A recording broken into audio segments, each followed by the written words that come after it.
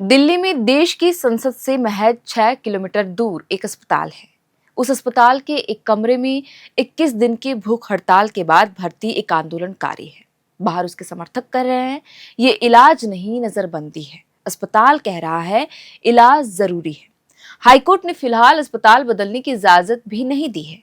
और इस बीच जंतर मंतर पर हजारों छात्र जमा हो चुके हैं। उनकी नजर अब सिर्फ अस्पताल पर नहीं, 20 जुलाई यानी कल के संसद मार्च पर है।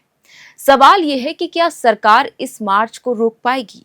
क्या सोनम वांगचुक को अस्पताल ले जाने के बाद देश की भ्रष्ट शिक्षा व्यवस्था के खिलाफ शुरू हुआ यह आंदोलन पहले से बड़ा हो गया है?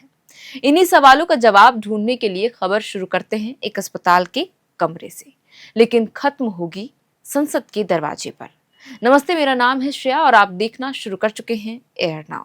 21 दिन से जंतर मंतर पर भूख हड़ताल चल रही थी। शुरुआत एक मांग से हुई थी, नीट समेत प्रतियोगी परीक्षाओं में पेपर लीक, शिक्षा व्यवस्था में भ्रष्टाचार और केंद्रीय शिक्षा मंत्री धर्मेंद्र प्रधान के इस्तीफे की मांग। धीरे धीरे छात्र संगठन, शिक्षक, सामाजिक कार्यकर्ता और अलग अलग विश्वविद्यालयों के छात्र इस आंदोलन से जुड़ते चले गए।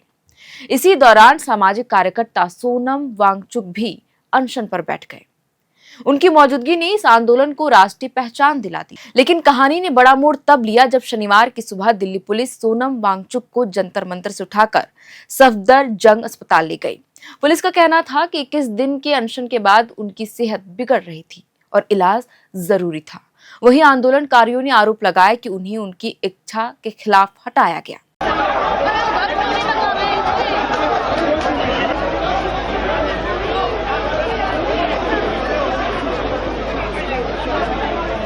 यहीं से विवाद अस्पताल के भीतर पहुंच गया।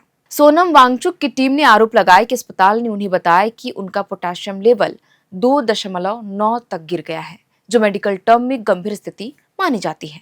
लेकिन बाद में जारी सार्वजनिक हेल्थ बुलेटिन में सिर्फ इतना लिखा गया कि पोटेशियम का स्तर घट रहा है।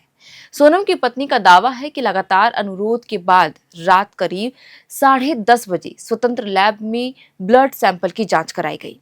उनके मुताबिक उस जांच में पोटेशियम 3.5 आए, जिसे नॉर्मल सीमा के भीतर माना जाता है, यानी कि सामान्य। इसी आधार पर आंदोलनकारियों ने अस्पताल की रिपोर्ट पर सवाल उठाए। हालांकि अस्पताल की ओर से इन आरोपों पर अलग से कोई प्रतिक्रिया सामने नहीं आई है। अस्पताल का कहना है कि मरीज का इलाज मेडिकल प्रोटोकॉल के तहत किया जा रहा है। आपका फोन यहाँ रखा जाएगा, मैं फोन नहीं रखने वाला नहीं हूँ, ना मैं रखूंगा, ना मेरा कोई इसमें मतलब है। ठीक है, पुलिस बाहर लगी है, ये मैंने नहीं लगाई। जो भी हुआ है, मेरा जो काम है इलाज करना, वो मैं करूंगा। तो आप उससे अगर उनके बारे में बात करेंगे, मेडिकल बारे में बात करें, मैं कर सकता हूँ। बाकी चीजें आई एम नॉट आंसर।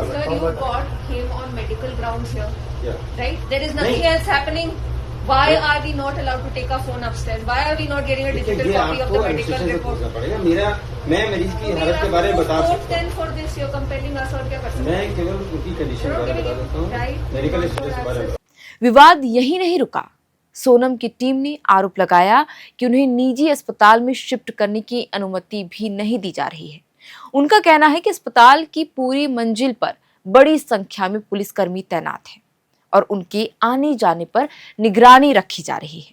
उन्होंने इसे इलाज नहीं बल्कि गैर कानूनी नजरबंदी बताया। इसके बाद मामला दिल्ली हाईकोर्ट पहुंचा। अदालत से मांग की गई कि सोनम वांगचुक को उनकी पसंद के निजी अस्पताल में ले जाने की परमिशन दी जाए, लेकिन हाईकोर्ट ने तत्काल राहत देने से इनकार कर दिया। यानी फिलहाल उनका इलाज सफदरजंग अस्पताल में ही जारी रहेगा। अब अस्पताल की लड़ाई अदालत तक पहुंच चुकी थी, लेकिन जंतर मंतर पर आंदोलन थमा नहीं। सोनम वांगचुक के अस्पताल पहुंचने के बाद जंतर मंतर पर मौजूद प्रदर्शनकारियों ने साफ कहा कि अनशन जारी रहेगा। आईसा के राष्ट्रीय अध्यक्ष और जेएनयू की शोधार्थी नेहा बोरा ने वीडियो जारी कर कहा कि दिल्ली पुलिस ने शनिवार से अब तक कई बार अनशनकारियों को हटाने या हिरासत में लेने की कोशिश की। उन्होंने समर्थकों से बड़ी संख्या में जंतर मंतर पहुंचने की अपील की। आज हमारी भूख हड़ताल के 22वें दिन संडे को सुबह से 3-4 बार आरएएफ और पुलिस पर्सनल हमें उठाने के लिए ऑलरेडी आ चुकी है। आप अपने आसपास देख सकते हैं किस तरीके से जो स्टूडेंट्स और यंग लोग इस वक्त जंतर मंतर पे मौजूद हैं। उन्होंने चारों तरफ से हम लोगों को बचाया हुआ है ह्यूमन चेन बना के।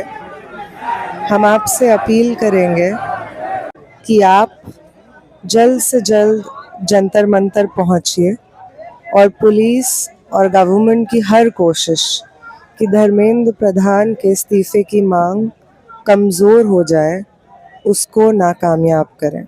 रविवार यानी आज यही देखने को मिला। हजारों छात्र और युवा जंतर मंतर पहुंचे हैं। मंच के सामने ही नहीं, पीछे की सड़कें भी लोग से भर गई हैं। कई लोगों के हाथों में तख्तियां थी। किसी पर लिखा था पेपर लीक बंद करो, तो किसी पर शिक्षा बचाओ। इस भीड़ के बीच 20 जुलाई के चलो संसद मार्च का ऐलान दोहराया गया। जैसा आप सबने देखा आज सुबह सोनम सर को कैसे इन लोगों ने घसीट कर यहाँ से लेकर गए जबरदस्ती उनकी विश के अगेंस्ट, लेकिन उसके बाद भी हमारा प्रोटेस्ट जारी है। क्योंकि आज सुबह ही सर से जब मेरी बात हुई तो सर ने कहा था कि हमें जो 20 जुलाई का मार्च है उसको सक्सेसफुल करना है। तो मैं सभी लोगों से, सभी सोनम सर के सपोर्टर से रिक्वेस्ट करता हूँ 20 जुलाई को ज्यादा से ज्यादा नंबर्स में आप जंतर मंतर पर आइए और यही से हम अपना जो पीसफुल मार्च है वो संसद लेकर चलेंगे। आंदोलनकारियों का कहना है कि अगर सरकार उनकी मांगे नहीं सुन रही तो अब संसद तक अपनी आवाज पहुंचाई जाएगी। उनका दावा है कि यह मार्च पूरी तरह शांतिपूर्ण रहेगा और लोकतांत्रिक तरीके से निकाला जाएगा। दूसरी तरफ सुरक्षा एजेंसियां भी सक्रिय हो गई हैं। आंदोलन से जुड़े लोगों का दावा है कि जंतर मंतर के आसपास सुरक्षा बढ़ा दी गई है, बैरिकेड लगाए गए हैं और बड़ी संख्या में सुरक्षाकर्मी तैनात कर दिए गए हैं। प्रदर्शनकारियों का आरोप है कि प्रशासन किसी भी कीमत पर संसद मार्च को रोकना चाहता है। हालांकि प्रशासन की तरफ से यही कहा गया है कि संसद सत्र और सुरक्षा व्यवस्था को देखते हुए आवश्यक इंतजाम किए जा रहे हैं। इस बीच आंदोलन का स्वर भी बदलता दिखाई दे रहा है। जिस आंदोलन की शुरुआत शिक्षा मंत्री धर्मेंद्र प्रधान के इस्तीफे की मांग से हुई थी, उसमें अब कुछ नया प्रदर्शनकारी प्रधानमंत्री नरेंद्र मोदी के इस्तीफे की मांग भी उठाने लगे हैं। यानी आंदोलन का दायरा शिक्षा व्यवस्था से निकलकर व्यापक राजनीतिक सवालों तक पहुंचता दिखाई दे रहा है। नेहा बोरा और उनके साथ अनशन पर बैठे अन्य छात्र नेताओं का कहना है कि वे तब तक पीछे नहीं हटेंगे जब तक उनकी मांगों पर सरकार जवाब नहीं देती। आयशा ने दावा किया कि लंबे अनशन की वजह से नेहा बोरा की सेहत भी लगातार बिगड़ रही है और डॉक्टरों ने स्वास्थ्य जोखिम की चेतावनी भी दी है। आज जब शिक्षा को लेकर के इतनी तगड़ी बहस चली हुई है, शिक्षा का हाल इस देश में बेहाल है, ऐसे समय नए यूनिवर्सिटीज खोलने के बजाय ये सरकार यूनिवर्सिटीज को बंद करने पे उतारू है और उसमें भी स्पेसिफिकली माइनॉरिटी स्टेटस हासिल की हुई यूनिवर्सिटीज के ऊपर स्पेसिफिक फंड कट, क्रैकडाउन और डिमोलिशन जैसी चीजें आए दिन हमें देखने को मिलती हैं। एज स्टूडेंट्स हम सॉलिडारिटी एक्सटेंड करते हैं उन तमाम स्टूडेंट्स को जो इसके खिलाफ जद्दोजहद कर रहे हैं, संघर्ष कर रहे हैं। आपके इस संघर्ष से हम प्रेरणा लेते हैं और अपने संघर्ष को जारी रखते हैं। यानी इस वक्त कहानी दो जगह चल रही है। एक कहानी सफदर जंग अस्पताल के कमरे में जहां सोनम वांगचुक भर्ती है, दूसरी तरफ जंतर मंतर पर जहां आंदोलन को जिंदा रखने की कोशिश हो रही है। और इन दोनों कहानियों का अगला अध्याय लिखा जाना है संसद की ओर बढ़ते मार्च में।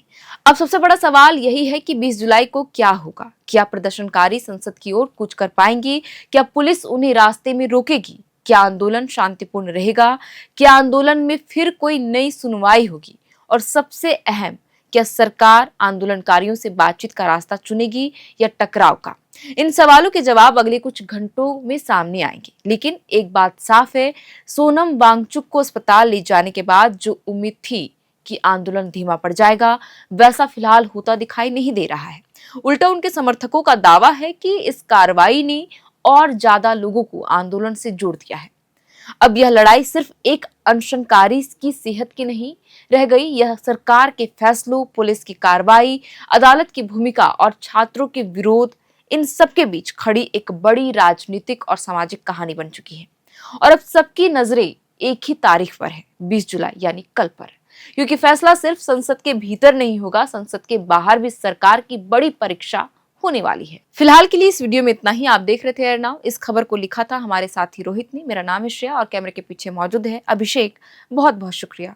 FRP pressure vessels are made using fiber-reinforced plastic, a powerful combination of high-strength glass fibers and corrosion-resistant resin. At Duraplast, we manufacture these vessels using advanced filament winding technology. Layer by layer, resin-coated glass fibers are precisely wound over a rotating mold, creating a structure that is lightweight, high-strength, and built to handle pressure. The result? Superior corrosion resistance, longer lifespan, lower maintenance costs for industries that demand performance without compromise. For customized FRP pressure vessel solutions,